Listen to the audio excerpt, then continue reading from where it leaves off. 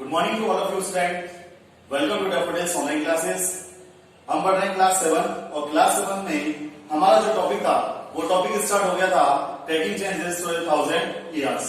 इसमें हमने पढ़ लिया था हिस्ट्री के बारे में और इसमें हमने जो लास्ट वीडियो था उसमें पढ़ा था स्टडी ऑफ हिस्ट्री कि इतिहास का जो अध्ययन है वो इतिहास का अध्ययन विभिन्न रूपों में किया जाता है, जैसे political history, economic history, art history and last पढ़ा था हमने सोशल हिस्ट्री।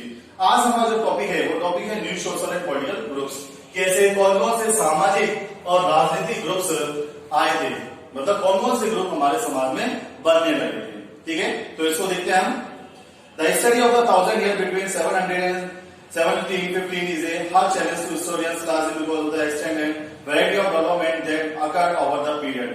अब देखिए ये जो टाइम था 700 से 1750, 700 सी टू 1750 का ये जो टाइम था, इस टाइम में जो इतिहासकार हैं, हिस्टोरियंस हैं, ये उनके लिए बहुत बड़ा चैलेंज था।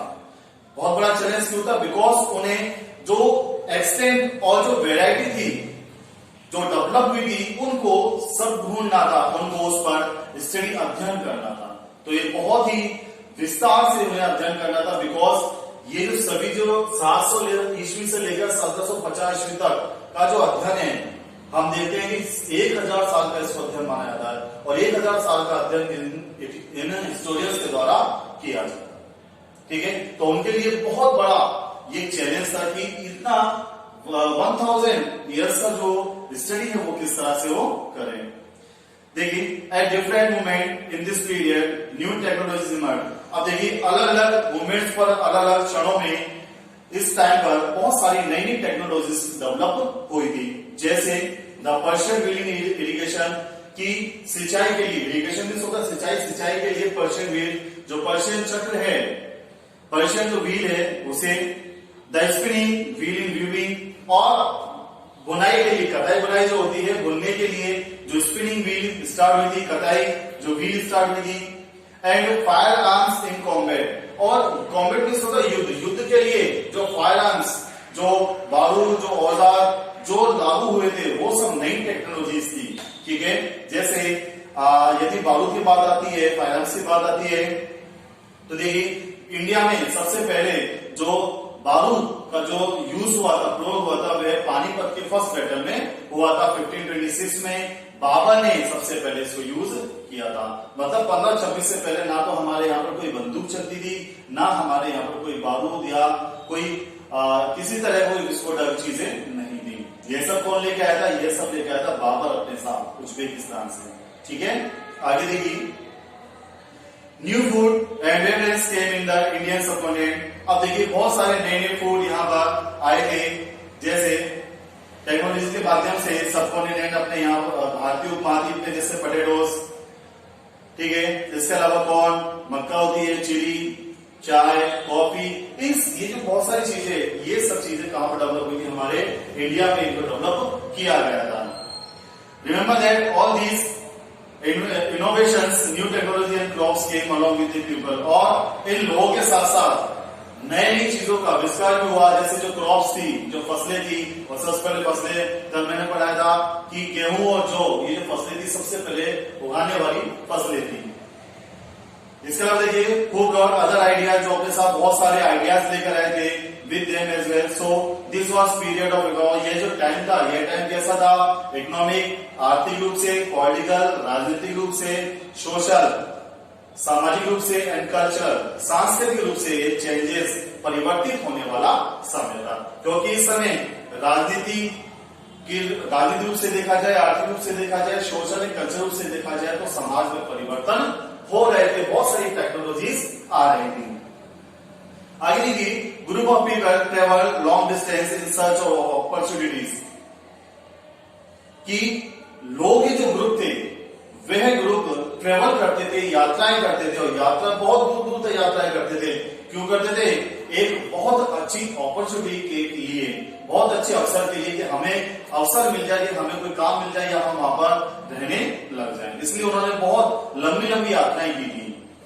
The one group of people who became important this period were the Rajput, और इनमें से ही एक बहुत इंपॉर्टेंट ग्रुप था इस पीरियड में, जिसका नाम था राजपूत, और इसे किस नाम से जाना जाता था?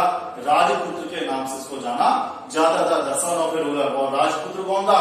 राजपूत एक राजा का बेटा था, और उसी के नाम से ही कहा जाता है कि जो राजपूत हैं, ये राजपूत किसके वंशज हैं? उस राजपुत्र के वंशज हैं। आगे देखिए, between the 18th and 14th century, 8 and 14th century, 8वीं और 14वीं शताब्दी के बीच में the term was used more generally to address a group various. एक बहुत बड़ा ग्रुप, योद्धा जो ग्रुप था वह आता है हु क्लेम क्षत्रिय का सुसेसर, और जिसका जो स्थिति स्टेटस है वो स्टेटस क्या है? क्षत्रिय। मतलब जो योद्धा, जो लड़ने वाला जो ग्रुप था वह ग्रुप क्या कहलाया? वह ग्रुप कहलाया Kshatriya group. Clear? The term included not, आगे देखिए, other group of people such as the Maratha. अब इसके अलावा कौन कौन से लोगों के ग्रुप आएंगे? मराठा, इसके अलावा Sikh, Jat, Ahom, Kashyap, caste of subscribe and studies. ये जो जातियां थी, और जातियों में भी उपजातियां इनकी होती थी। आल्सो यूज्ड टू अपॉर्चुनिटीज, और इनके क्या था? इनके लिए अपॉर्चुनिटीज थी of the time to become political significant. राजनीतिक जो सिग्निफिकेंट था उसको बनाने में इनकी बहुत महत्वपूर्ण भूमिका थी। ठीक है, हमारे भारत में यदि देखा जाए तो जो जातियां हैं, जो क्षत्रिय जाति है, क्षत्रिय जाति को क्या बोला जाता है? ये वॉरियर्स ग्रुप है, ये योद्धा समूह है। आगे देखिए, तो throughout this period there was a gradual clearing of forest and the expansion of agriculture। कि अब देखिए, एक ग्रुप ऐसा था जिसने जो फॉरेस्ट थे, जंगल थे, उन जंगलों को इन्होंने समाप्त किया और किसका विस्तार किया था? एग्रीकल्चर, खेती का इन्होंने विस्तार किया। It changed faster and more complete in some areas than in others।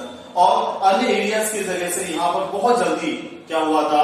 Development हुआ था। बिकॉज यहाँ पर फॉरेस्ट को क्या कर दिया गया था? हटा दिया गया था, फॉरेस्ट से जंगलों को काट दिया गया था, और जो जंगल थे उन्हें किसके लिए काम में लिया गया था? एग्रीकल्चर, खेती के लिए उन्हें काम में लिया गया था। Changes in their habitat forced various forest dwellers to migrate। और ये जो लोग थे, ये विभिन्न स्थानों से अगर कहां पर आकर रहने लगे? उन खेतों में आकर रहने लगे जहां पर वो खेती किया करते थे। अदर स्टार्टेड, सॉरी आगे देखिए, as a result great economic and social differences emerge among us peoples. और इसके बाद क्या होता है कि जब सभी लोग जब खेती करते हैं तो वह ग्रुप क्या कहलाया? पीजेंट ग्रुप कहलाया। पीजेंट मींस होते हैं किसान, फार्मर्स। ठीक है, तो वह ग्रुप कहलाया पीजेंट ग्रुप। और इन पीजेंट ग्रुप में भी कई प्रकार के डिफरेंसेस आ गए। बिकॉज एक ग्रुप तो ऐसा था जिसमें बहुत ज्यादा पैसा था, बहुत ज्यादा अमीर थे, और एक ग्रुप ऐसा था जिसके पास कुछ भी नहीं था, वह इन किसानों के यहाँ भी क्या करते थे? खेती करते थे। तो बहुत ज्यादा डिफरेंस इन किसानों के बीच में पैदा हो गया था। नेक्स्ट देखिए आप, as society became increasingly different side.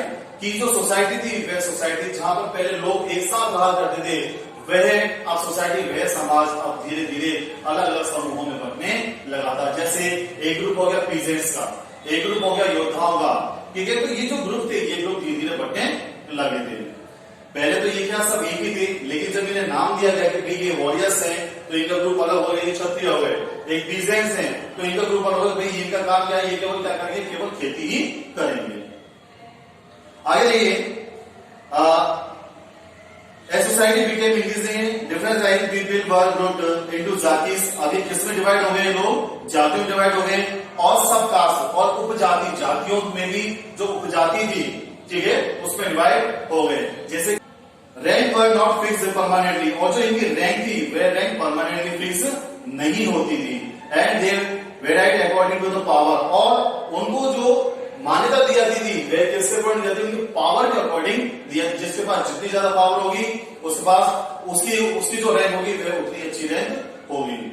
Influence and resources controlled by members of the जाति। और जातियों में किन व्यक्ति का प्रभुत्व ज्यादा रहेगा? जिसके पास बहुत ज्यादा इन्फ्लुएंस है, बहुत ज्यादा जिसका प्रभाव है, बहुत ज्यादा जिसके रिसोर्सेज कंट्रोल किए गए हैं, और जिसके पास जो पावर है वह पावर, इसके अकॉर्डिंग उन्हें स्टेटस दिया जाता था।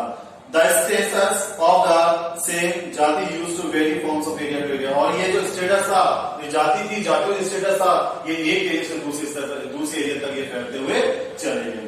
जाति फॉर्म देयर ऑन रूल्स। अभी जातियों का खुद का रूल्स था, and regulations to manage the content of their members. अब इनका काम क्या था कि अपने जो मेंबर्स थे, अपने जाति के जो लोग थे, उनको मैनेज करना, उनको अपने साथ लेकर आना और उन समूह से, उन सभी लोगों से क्या बनाना, एक ग्रुप बनाना। ठीक है, तो ये हमने पढ़ा था कि new social and political group कैसे बने थे, जिनमें हमने सबसे पहले पढ़ा कि एक वॉरियर्स ग्रुप था जिसे क्या कहा गया, राजपूत कहा गया, बाद में क्षत्रिय कहा गए। इसके अलावा जो आपके मराठा, सिख, जाट, अहोम, ये सब क्या थे, ये सब क्षत्रिय जाति में आते थे। इसके बाद जो पीजेंट थे, जो पहले खेती नहीं करते थे, वो केवल सामान्य लोग थे, वो जब फॉरेस्ट काट कर जो जंगलों में उन्होंने खेती करना स्टार्ट किया, तो वह ग्रुप क्या कहलाया, वह ग्रुप कहलाया पीजेंट ग्रुप कहलाया, वह किसान समूह कहलाया। ठीक है, और इसलिए और इसके बाद जो इनके जो ग्रुप थे वे जाति में डिवाइड हो गए, और जो जातियां थी वे सब जाति वो सब कास्ट में डिवाइड हो गई। तो ये हमने पढ़ा social, new social and political group. Next कल हम पढ़ेंगे रीजन एंड एम्पायर, कि इनके क्षेत्र और इनके एम्पायर कौन कौन से थे। ठीक है, और इसके अलावा हम पढ़ेंगे language and region. Thank you.